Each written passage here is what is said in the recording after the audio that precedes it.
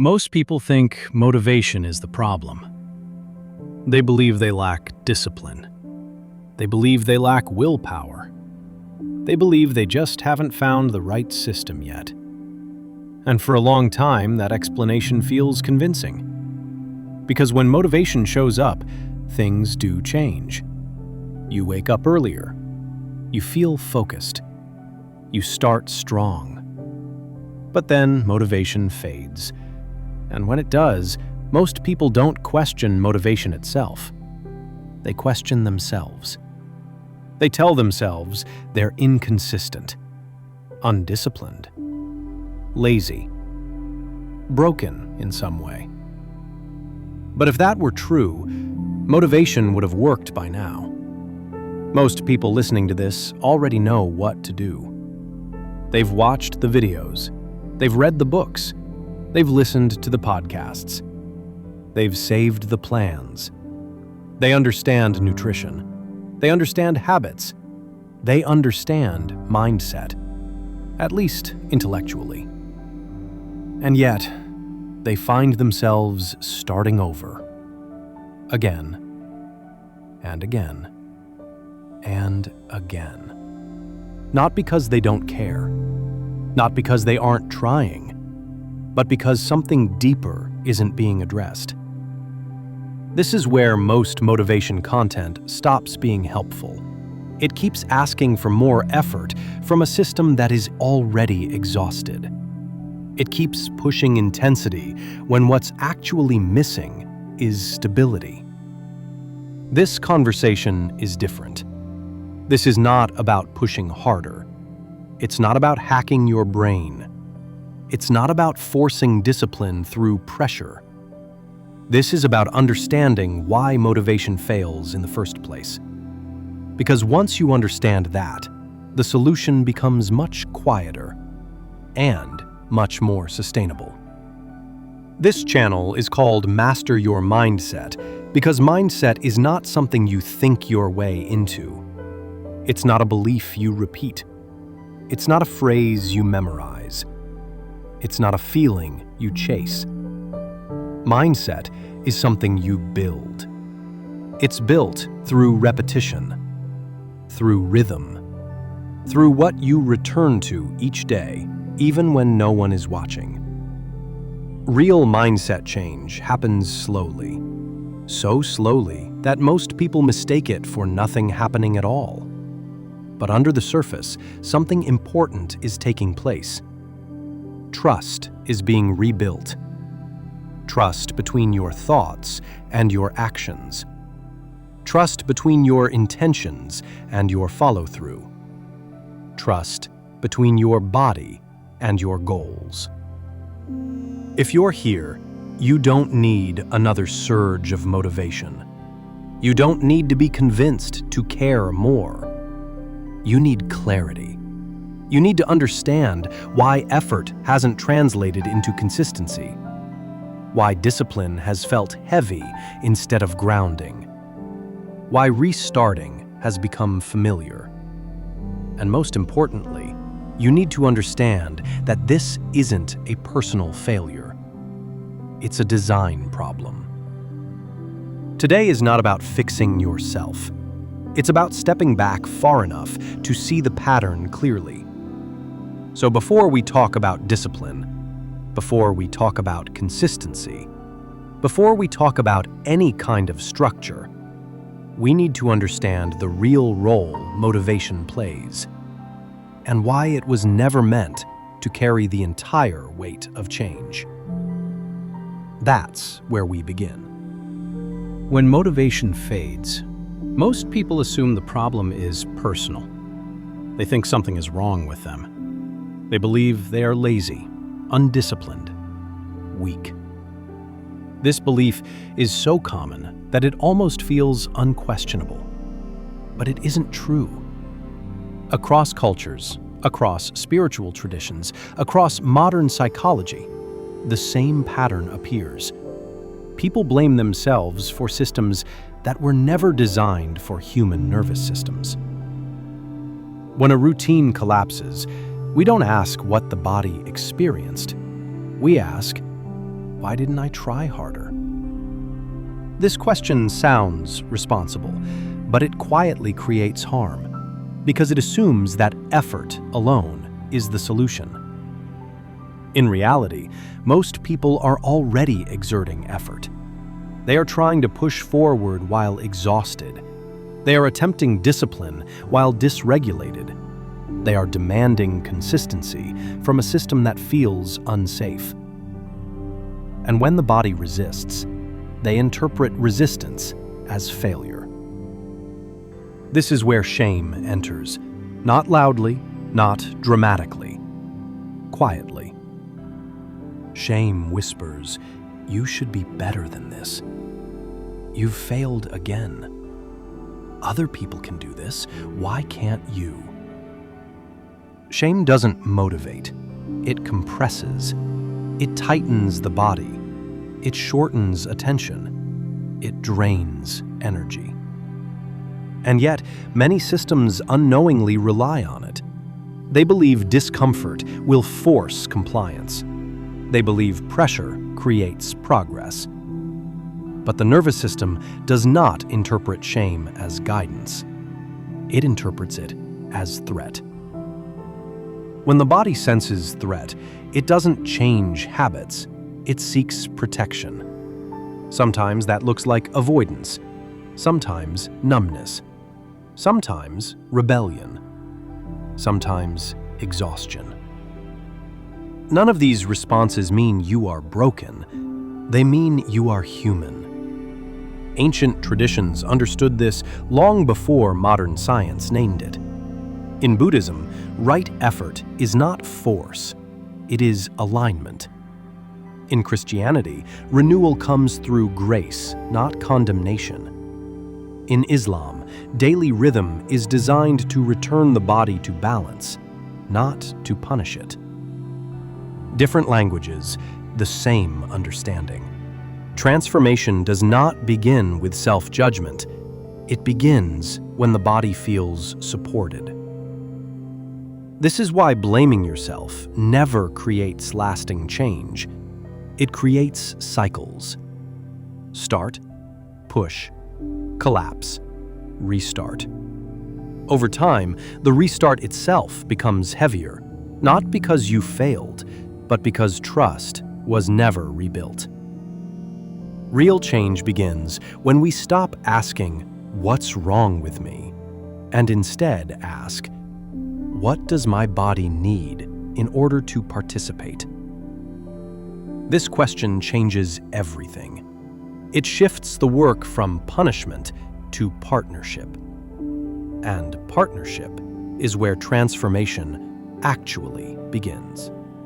Most motivation systems are built on a misunderstanding. They assume motivation is something you can summon, something you can store up, something you can rely on to carry you through change. But motivation was never designed to work that way. Motivation is not a fuel, it is a signal. It shows up when the system feels capable. It fades when the system feels overloaded. This is why motivation feels unpredictable. It's responding to conditions, not commands. Most people are taught the opposite. They're taught that motivation should come first, that once you get motivated, everything else will follow. So they wait. They wait to feel ready. They wait to feel inspired. They wait for the right mood, the right energy, the right moment. And when that moment doesn't arrive, they assume something is wrong with them. But nothing is wrong. The problem is the order. Motivation does not create consistency. Consistency creates motivation. This reversal is subtle, but it changes everything.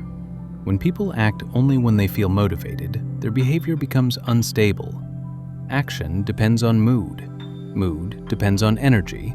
Energy depends on stress, sleep, nutrition, emotion, and environment. That's too many variables. So when motivation drops, and it always does, action drops with it.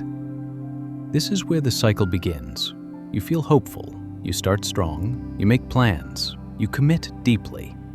For a while it works, then life intervenes. You miss a day, or you get tired, or the excitement fades. And suddenly, what felt empowering now feels heavy. This is the moment most people misinterpret. They don't see it as a natural drop in stimulation. They see it as failure. They tell themselves they fell off, that they lost motivation, that they blew it. This judgment is what breaks consistency, not the missed day, not the fatigue, the meaning attached to it. Over time, the body starts learning something important. Change equals pressure. Effort equals stress. Plans equal disappointment. Once this association forms, the nervous system resists change automatically, not consciously, not logically, biologically. This is why people say things like, "I don't know why I can't stick with anything. I start strong and always fall off. I just can't stay motivated." What they're actually experiencing is a protective response. The system is trying to avoid another cycle of pressure, guilt, and restart. So motivation doesn't disappear because you're weak. It disappears because the system doesn't trust the process anymore. This is why simply trying harder never works long-term. Effort without safety creates resistance. Pressure without rhythm creates burnout. And motivation without structure creates instability. Once you understand this, something shifts. You stop blaming yourself. You stop chasing motivation. You start asking better questions. What conditions help motivation arise naturally? What makes consistency feel safe instead of heavy? What kind of structure supports the system instead of overwhelming it? Those questions change everything. Because when motivation is treated as a response, not a requirement, it stops controlling the process. And when that happens, real change finally has room to begin. Most systems teach one idea above all others, that effort creates change. If you want something badly enough, you try harder. If progress stalls, you push more. If you fail, you double down. This logic sounds reasonable, but it misunderstands how the body actually works. Effort is not the same as capacity, and confusing the two is where most attempts at change break down. Effort is what you apply. Capacity is what you can sustain. You can apply effort even when capacity is low, but the body always pays for the difference. This is why people can force change for days, sometimes weeks, and then suddenly collapse. Not because they stopped caring, but because capacity was never rebuilt. Think about energy for a moment. Not motivation, not discipline. Energy.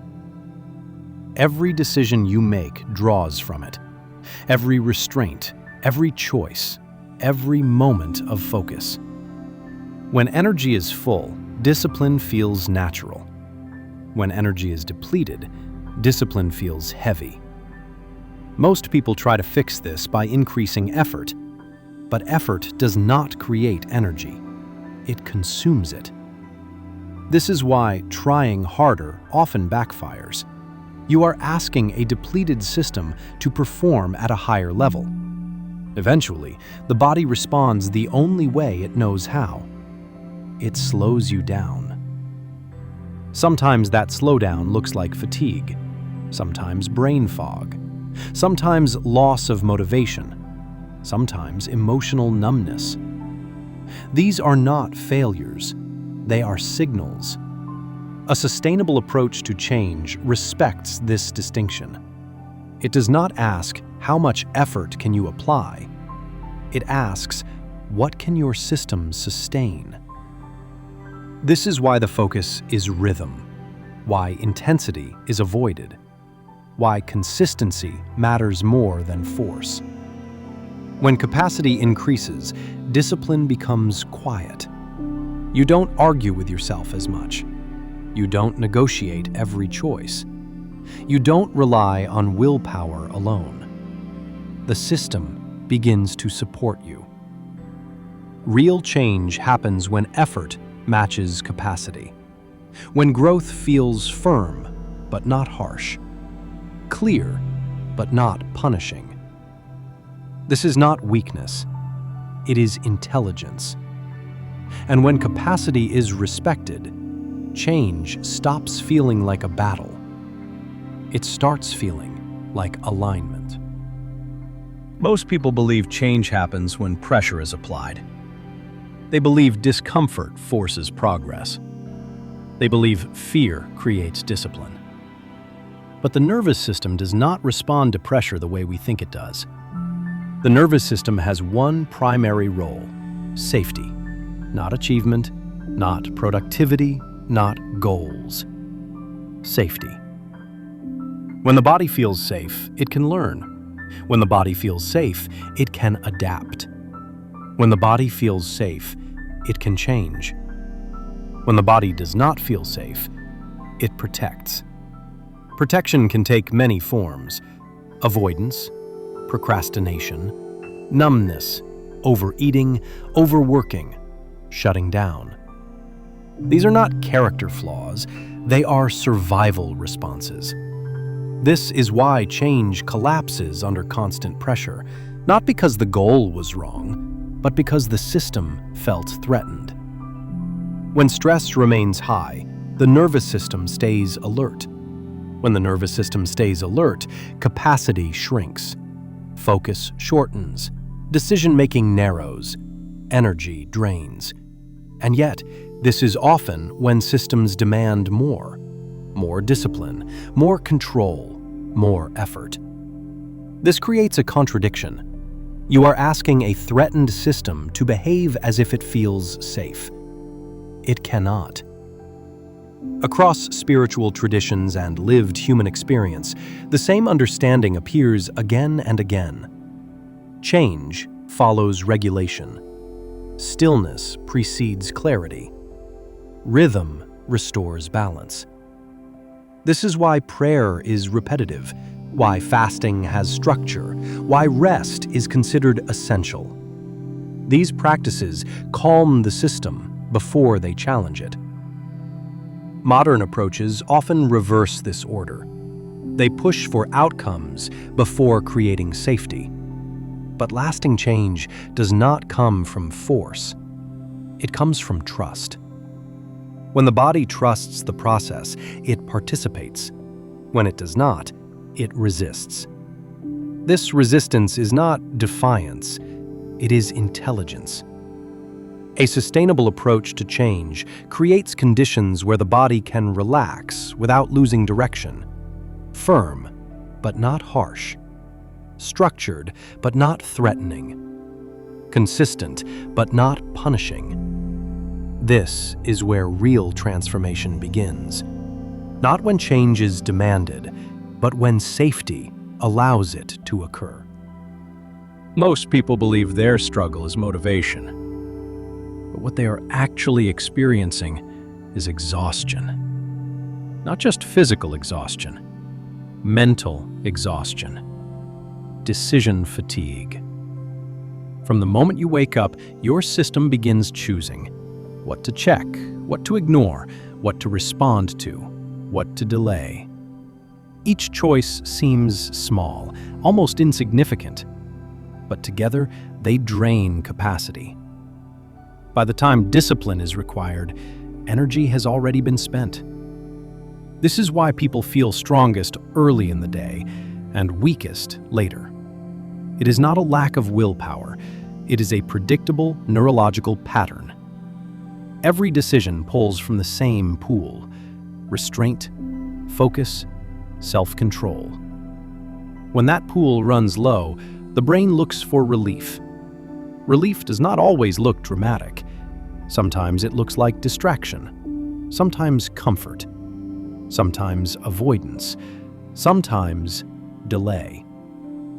This is why people break habits they fully understand. They are not choosing poorly, they are conserving energy. Modern life multiplies this strain. Notifications, comparison, urgency, noise. The nervous system rarely settles, so when change is added on top of this, something eventually gives. Not because the person lacks commitment, but because the system never accounted for energy limits.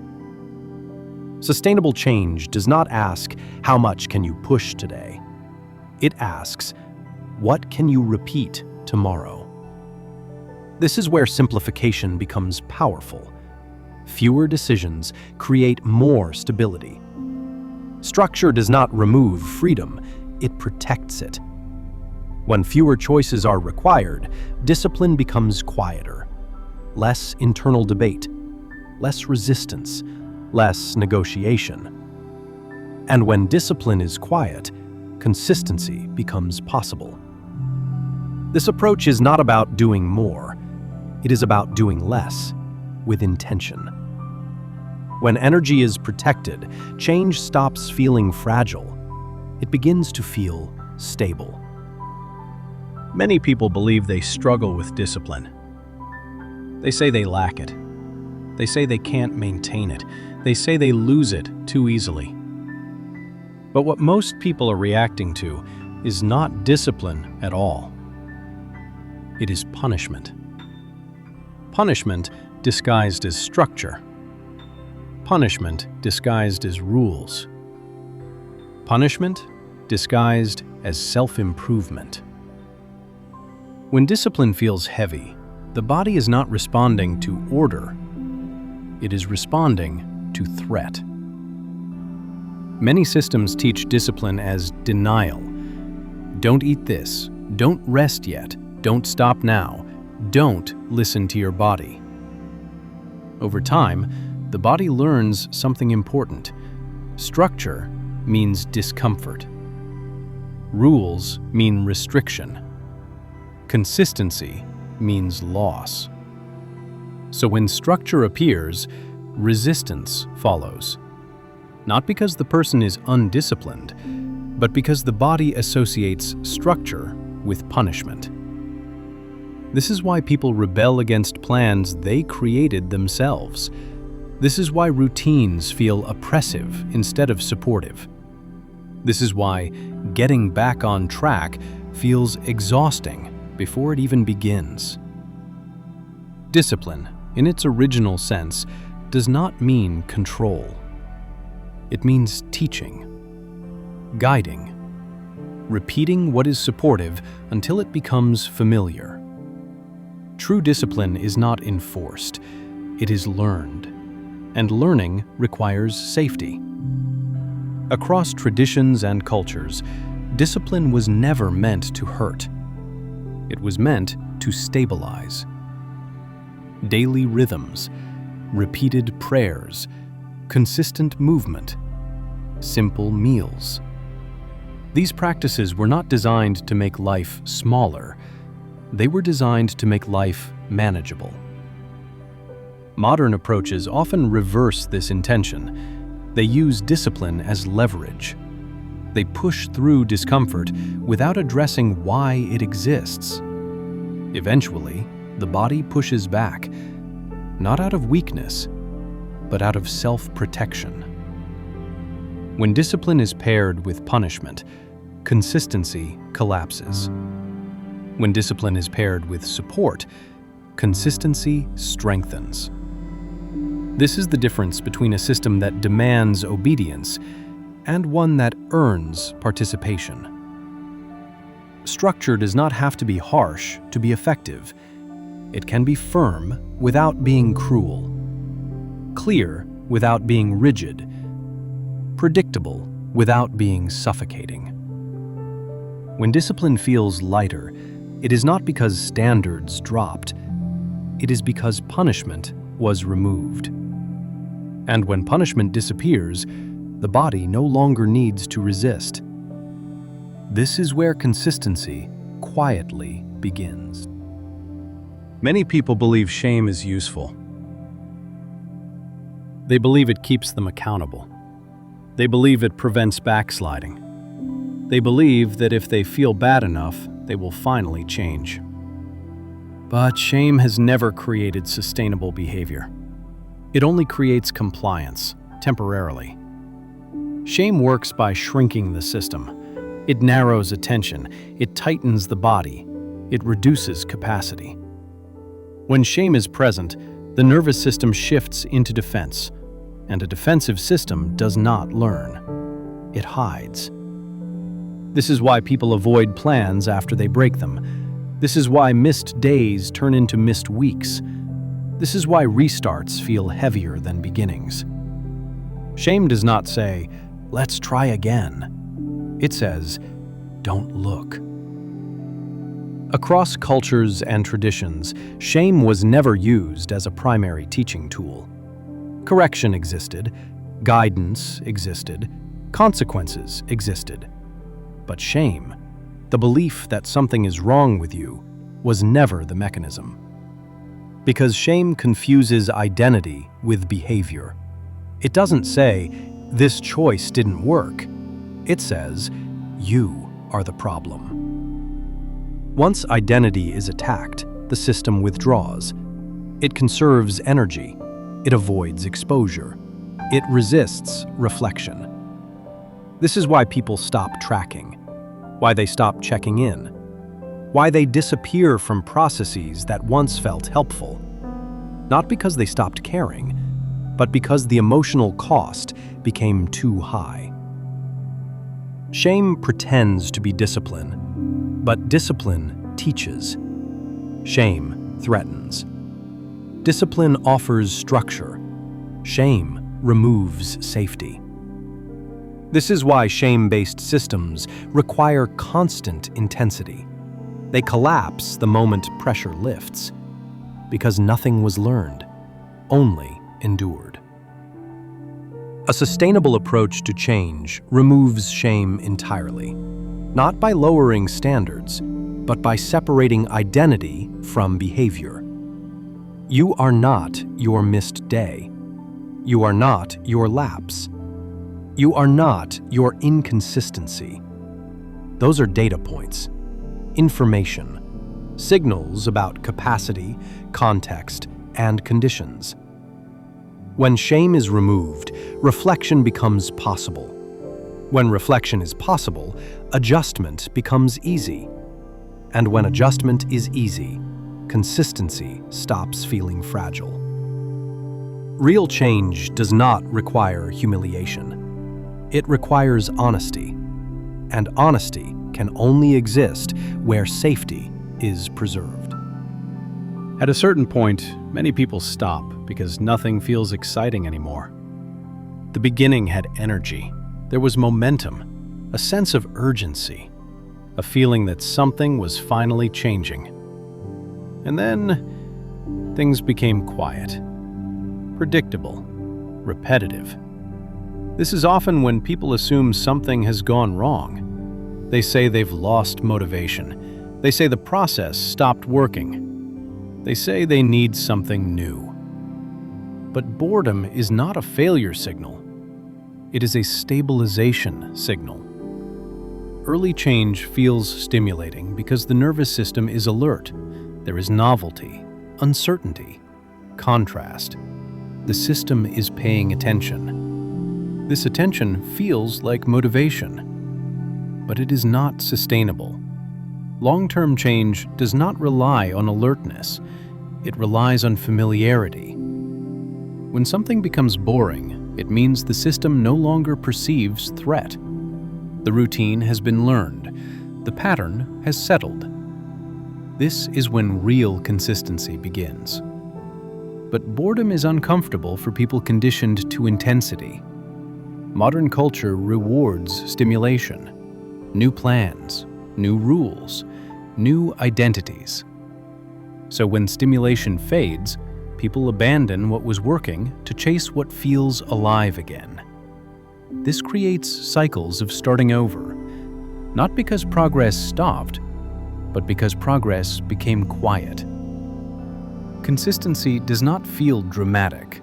It feels neutral, ordinary, unremarkable. This is why people underestimate it. They mistake calm for stagnation. They mistake ease for complacency. But the nervous system interprets boredom differently. Boredom means there is no emergency. no threat to respond to, no urgency to resolve. This allows energy to be conserved. When energy is conserved, capacity grows. And when capacity grows, change becomes durable. This is why early excitement is a poor indicator of success. Excitement fades quickly. Stability does not. The most effective routines eventually stop being noticed. They blend into the day. They no longer require debate. They simply happen. This is not a loss of motivation. It is the removal of friction.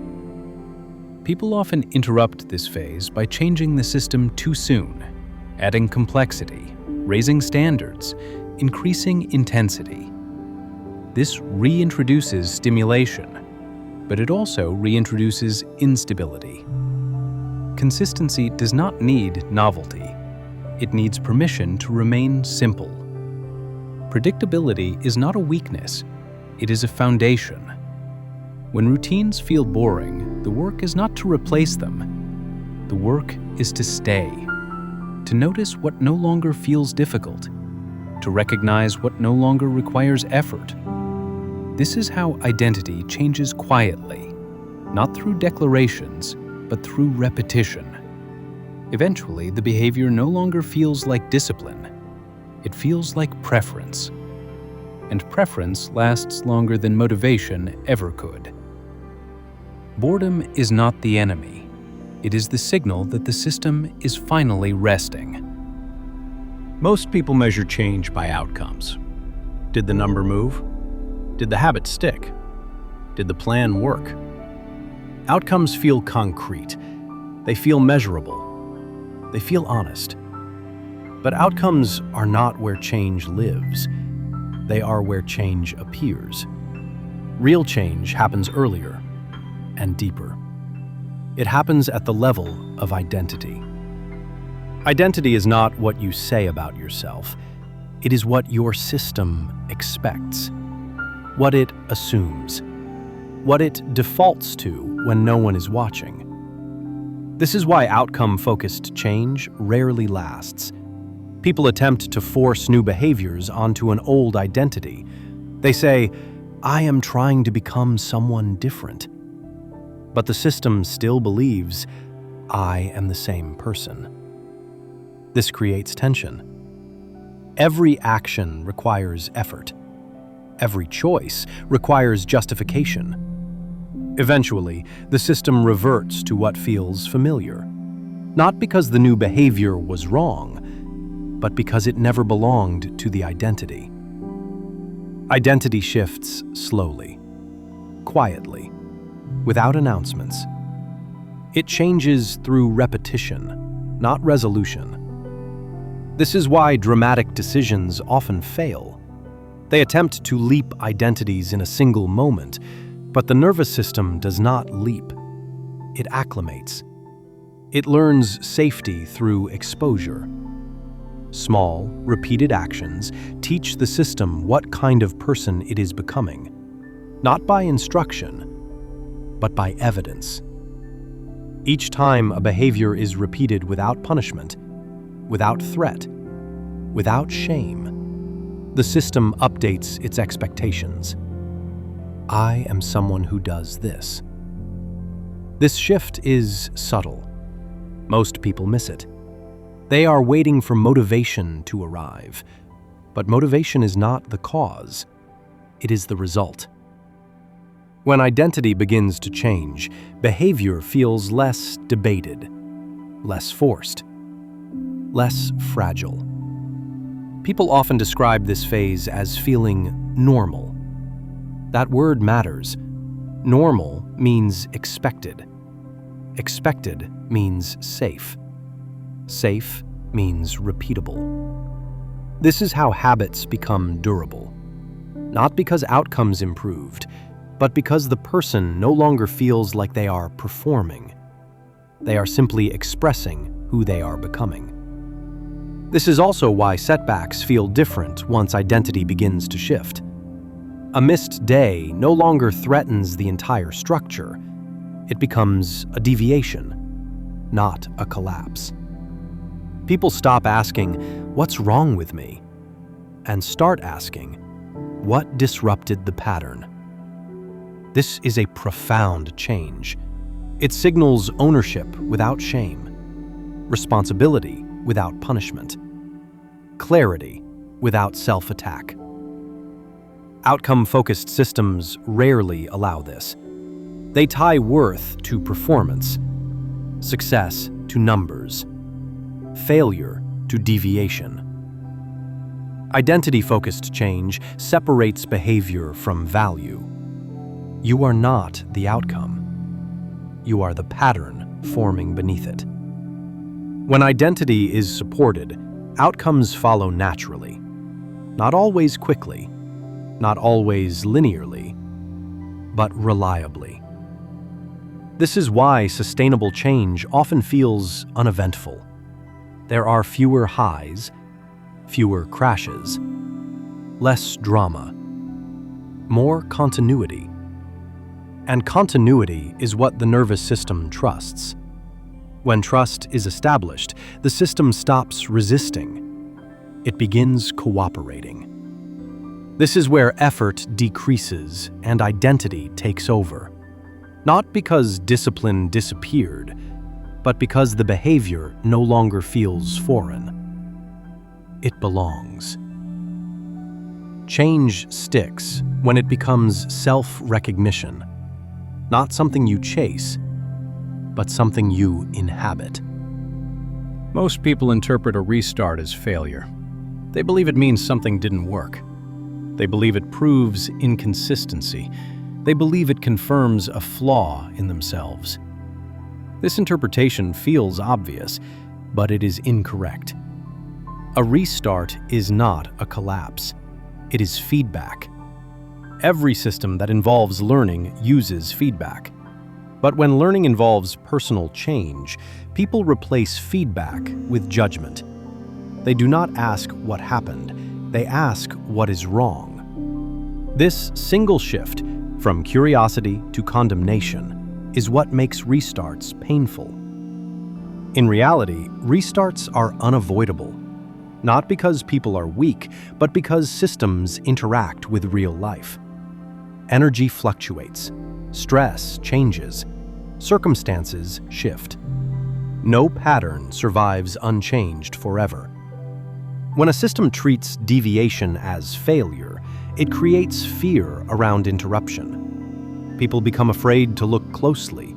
They rush back in without understanding what broke down. This guarantees repetition.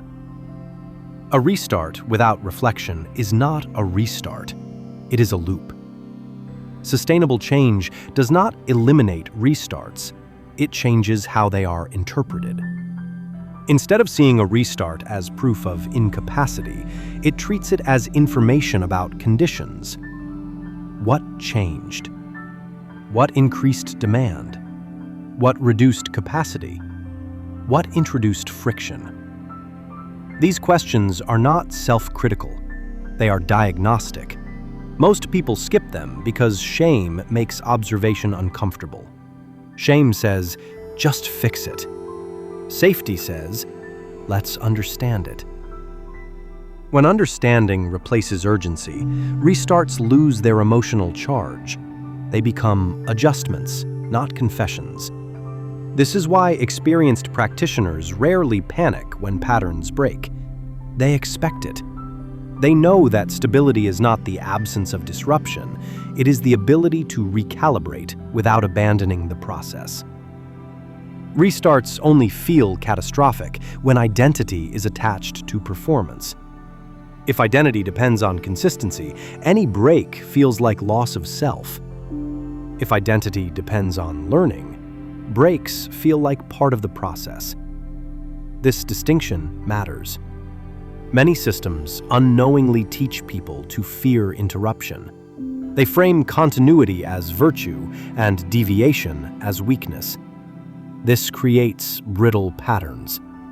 Brittle patterns hold only under ideal conditions. The moment stress appears, they shatter. Resilient patterns are different. They assume interruption will happen. They are built to resume. A restart does not erase progress. It reveals the edge of capacity. That edge is valuable. It shows where support was insufficient, where structure was unclear, where expectations exceeded resources. Ignoring this information is what keeps people cycling.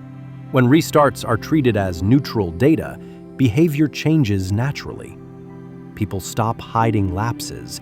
They stop exaggerating success. They become honest.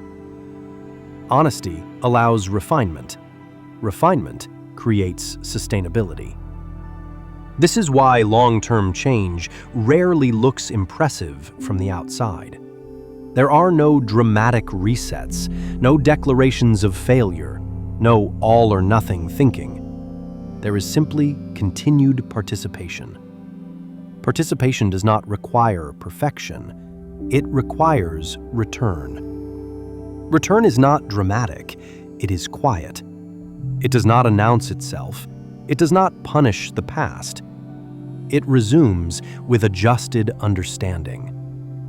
People who succeed long-term are not those who never restart.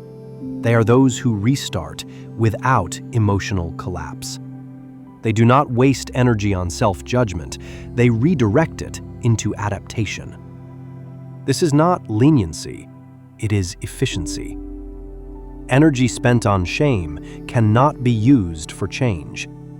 When restarts are reframed as information, pressure decreases. When pressure decreases, capacity increases. When capacity increases, consistency improves. This is the paradox. The less emotional weight placed on restarts, the less frequently they occur. Not because discipline increased, but because the system became more honest. A restart does not mean you failed. It means the system learned something new, and learning is the only thing that actually moves change forward. Before anything changes, something else has to happen. The mind needs to understand what kind of structure it is entering. Not the details, not the rules, not the steps, but the shape.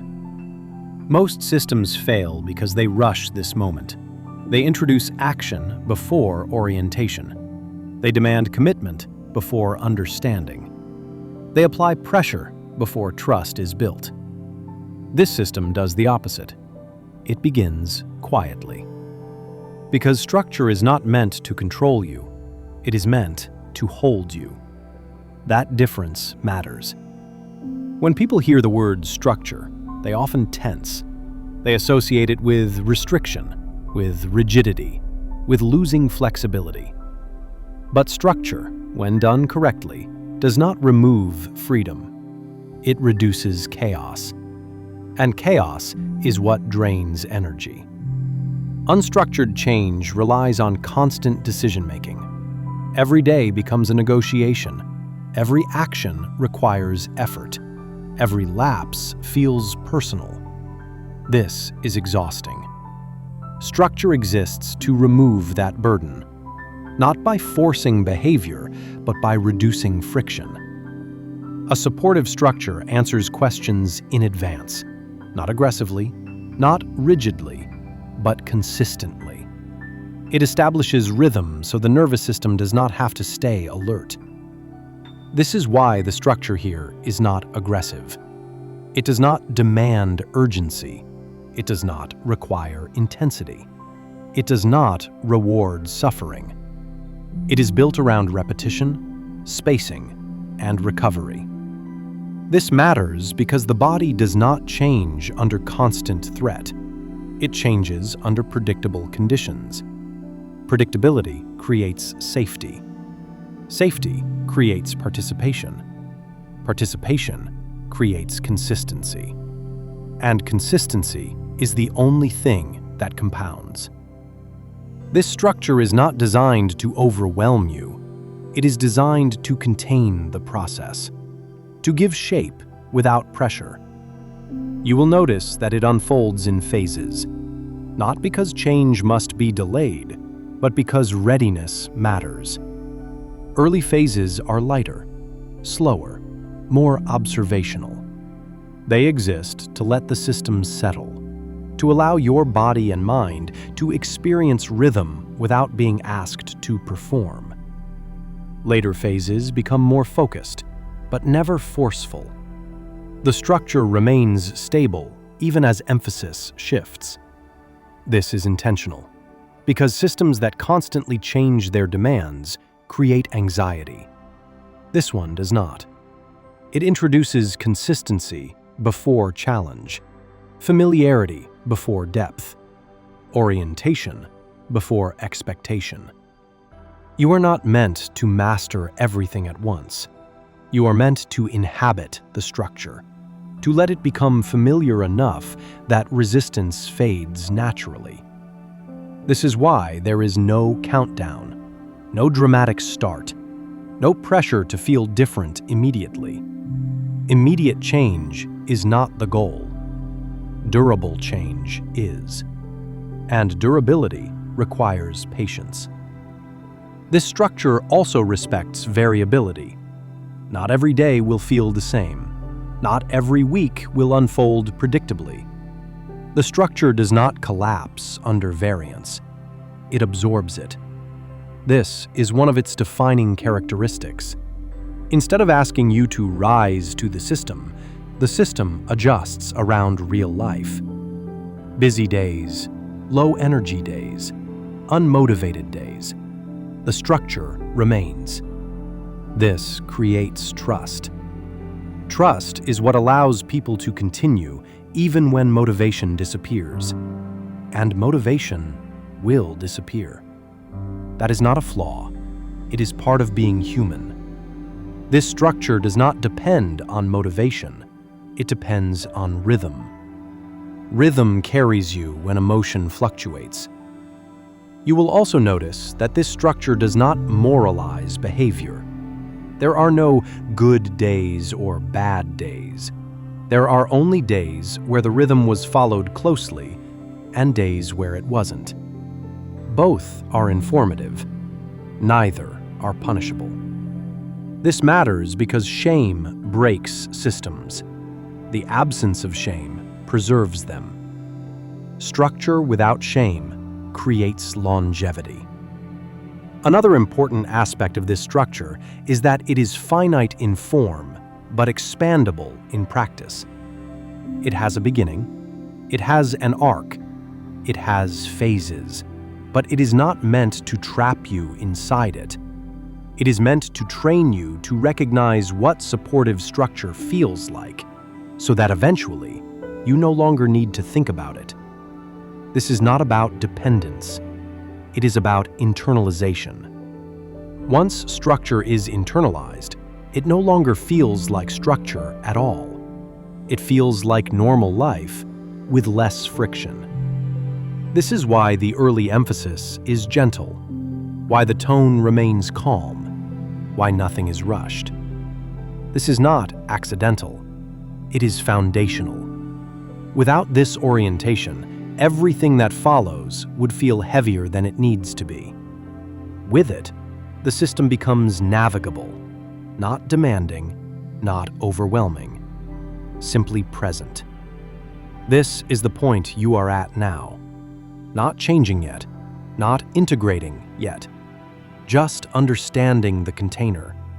And once the container is understood, the experience inside it changes, quietly. At some point in the process of change, something subtle happens. Not all at once, not dramatically. Change stops feeling like effort. This is confusing for many people, because they expect progress to feel active. They expect improvement to feel energized. They expect transformation to feel motivating. But sustainable change rarely feels motivating. It feels stable. Early change is loud. It requires attention. It demands decision-making. It creates friction. You have to think about what you're doing. You have to remind yourself why you're doing it. This phase is not wrong. But it is not where sustainability lives. Sustainability begins when the internal resistance quiets. Not because discipline increased, not because willpower improved, but because the system stopped fighting itself. When change is unsustainable, the nervous system stays alert. It treats new behaviors as temporary. It scans for danger. It prepares for collapse. This is why people feel tense even when they are doing well. They are succeeding under pressure, and pressure always has a cost. Sustainable change feels different. The body stops bracing. The mind stops negotiating. The daily routine stops feeling like an interruption. There is less commentary. You are no longer constantly asking yourself, "Am I doing this right? Is this working?" Those questions fade. Not because you stopped caring, but because the system no longer needs reassurance. Another shift appears in how mistakes are experienced. Early change makes mistakes feel dangerous. A missed action feels like failure. A disrupted day feels like regression. This creates fragility, and fragile systems break easily. Sustainable change is resilient. A missed action becomes information. A disrupted day becomes an adjustment. There is no emotional spiral. You resume, without punishment, without shame, without urgency. This is not lower standards, it is higher stability. Another sign of sustainability is how rest feels. Early change makes rest feel risky. Rest feels like losing momentum, like falling behind. People either avoid rest or overindulge in it out of exhaustion. Neither is sustainable. When change integrates, rest becomes neutral. It is no longer earned. It is no longer forbidden. It is expected. Rest becomes part of the system instead of something the system must survive. This matters more than most people realize, because systems that cannot rest eventually demand escape. And escape always looks like failure when the system itself is the problem. Sustainable change removes the need to escape. There is also a shift in how success is measured. Early change focuses on outcomes, numbers, streaks, visible progress. These metrics are not wrong, but they are unstable. They fluctuate. They distract. Sustainable change focuses on connection. Instead of asking, "Did I do enough today?" you begin asking, "Did I stay connected?" Connection replaces pressure. Pressure does not last. Connection does. Another change appears in identity. Not through affirmations, not through declarations, but through repetition without resistance. You stop saying, "I'm trying to change." You stop framing your life as a project. The behaviors simply exist. They do not feel special. They do not feel impressive. They feel normal. And normal is powerful. Because normal does not require motivation. Normal does not require effort. Normal happens automatically. This is where many people feel uncertain. They expect transformation to feel exciting, but sustainability is not dramatic. It is quiet. It does not announce itself. It does not ask for validation. It simply continues. This is what sustainable change actually feels like. Not intense, not heroic, not urgent, but steady, quiet, reliable. This system is not for everyone, and that is not a weakness. It is one of its strengths. Most systems try to appeal to as many people as possible. They promise universal results. They assume one level of readiness. This one does not, because transformation does not happen at the same stage for everyone. This work is for people who are tired of starting over. Not tired in the sense of lacking energy, but tired in the sense of having learned something. People who have already tried intensity, already tried motivation, already tried discipline through force, and discovered that something was missing. This is for people who know what to do, but struggle to sustain doing it. People who don't lack information, but lack continuity. It is for those who have experienced cycles, periods of progress followed by collapse, strong starts followed by burnout, structure followed by rebellion. This system was designed with those patterns in mind. It does not assume failure is a character flaw. It assumes the system was incomplete. This work is especially suited for people whose nervous systems have carried weight, chronic stress, long-term responsibility, emotional overload, repeated pressure. For people who have learned how to function under strain, but have not learned how to change without it.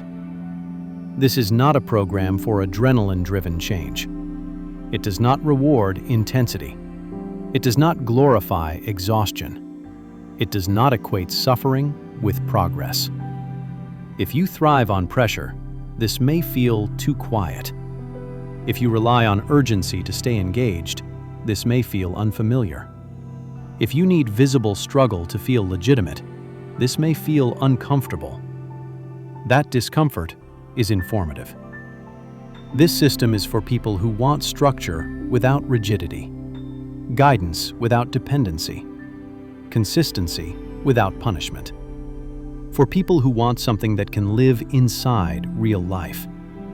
Busy schedules, unpredictable days, fluctuating energy.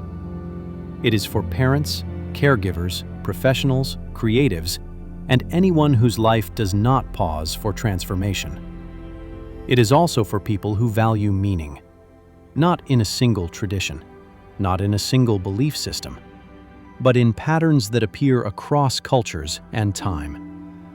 Rhythm, repetition, rest, discipline without harm, growth without force. This system does not ask you to adopt an identity. It does not ask you to become someone else. It asks you to participate honestly with the body and life you already have. This matters because many people are not failing at change. They are resisting systems that do not respect their reality. This work respects limits. It respects capacity. It respects pacing. It respects human variability. That does not mean it is passive. It is structured. But the structure exists to support, not to dominate. This system is not for people looking for shortcuts. It does not promise rapid outcomes. It does not offer dramatic reinvention. It is for people willing to build slowly in exchange for durability. For people who value stability more than spectacle. It is also not for people seeking external validation. There are no public streaks, no competitive metrics, no comparison culture. Progress here is quiet, often invisible to others. This appeals to people who are ready to stop performing growth and start living it. If you are looking for permission to rest, this system provides it. If you are looking for permission to continue imperfectly, this system provides it. If you are looking for permission to stop forcing yourself forward, this system provides that too. What it does not provide is an excuse to disengage. Participation still matters. Presence still matters. But participation happens without self-attack. Presence happens without pressure. This system is for people who are ready to change their relationship with change itself. Not to become someone new, but to stop fighting who they already are. If that resonates, this system will feel familiar. Not immediately comfortable, but recognizable. And that recognition is usually the first real signal. Nothing here is asking you to decide anything right now. There is no instruction being given, no next step being demanded, no action being required of you. That is intentional. Most conversations about change end with urgency, a push to begin, a sense that something must happen immediately. But urgency is not what creates lasting movement. Urgency creates pressure, and pressure is something most people are already carrying every day. What you've heard here is not meant to add to that weight. It is meant to take some of it away. If you've stayed with this conversation until now, it may be worth pausing for a moment and noticing how your body feels. Not what you think about the ideas, but how your body is responding to them. Is your breathing slower than it was before? Is there less tension in your shoulders, your jaw, your chest? Is there a sense of quiet attention, even if it's subtle? These signals matter. They matter more than agreement. They matter more than understanding, because the body responds to truth before the mind explains it. Many people approach change believing they must become someone else, more disciplined, more focused, more controlled. But most people are already controlling themselves constantly. They manage their time, they manage their behavior, they manage their emotions. What they lack is not discipline, it is relief. Relief from internal conflict, relief from constant self-correction, relief from the belief that progress must feel painful in order to count. There is a difference between effort and force. Effort is natural. Force is exhausting. Across cultures, across traditions, across lived experience, lasting change has always followed rhythm, not intensity. Breath in, breath out. Day and night. Work and rest. Movement and stillness. Nothing living moves in one direction forever. When people try to change without rhythm, they fight themselves, and that fight drains the very energy needed to continue. What you've been hearing is not a demand to change. It is a reframing of how change happens, one that treats calm not as weakness, but as capacity. Capacity allows repetition. Repetition creates stability. Stability allows change to last. This does not mean everything becomes easy. It means difficulty is no longer multiplied by fear. Fear of failing, fear of stopping, fear of not doing enough. Those fears do not sustain people. They exhaust them. You may notice that nothing here asks you to be perfect. Nothing demands speed. Nothing insists on motivation or inspiration. That absence is intentional. Because lasting change does not rely on emotion, it relies on conditions. When conditions are supportive, movement happens naturally. When conditions are hostile, even the strongest intentions collapse. You do not need to remember everything that was said. You do not need to agree with every idea. You do not need to decide what this means for you yet.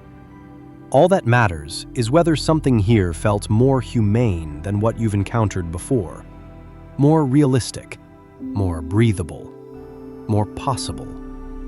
If so, that recognition is enough.